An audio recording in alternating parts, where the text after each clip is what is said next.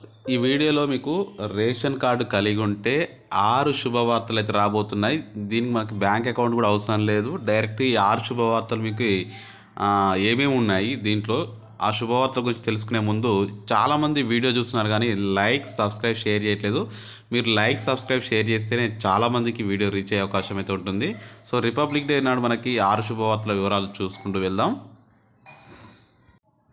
ప్రస్తుతం అయితే మనకి ప్రజాపాలన అప్లికేషన్కి సంబంధించి ఇక్కడ మనకి అఫీషియల్గా వెబ్సైట్ అయితే రావడం జరిగింది. ప్రజాపాలన ఇక్కడ చూసుకోవచ్చు .com అని చెప్పేసి Telangana government .in application status అని ఉంటుంది. ఇక్కడికి వచ్చిన తర్వాత మనకి know your application status home అని ఉంటుంది, డిపార్ట్మెంట్ లాగిన్ ఉంటుంది. బట్ ఇప్పుడు మనకి ఇందులోకి వచ్చిన తర్వాత మనకు వచ్చే శుభవార్తలు ఇవన్నీ మీకు చూపిస్తాను.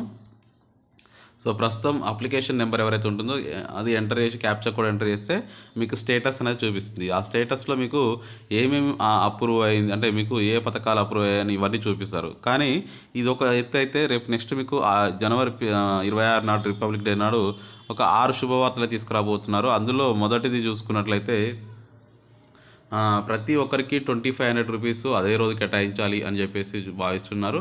నెంబర్ 2 ఇందిరమ్మ ఇళ్ళకి సంబంధించి కూడా అదే రోజు రూపకల్పన చేయబోతున్నారు, అంటే నమూనాలు ఇవ్వాలి అని చెప్పేసి భావిస్తున్నారు. నెంబర్ 3 వచ్చేసరికి రుణమాఫీకి సంబంధించి కూడా ఆ రోజే ఎప్పుడు చేయబోతామని కూడా డిక్లరేషన్ చేయబోతున్నారు.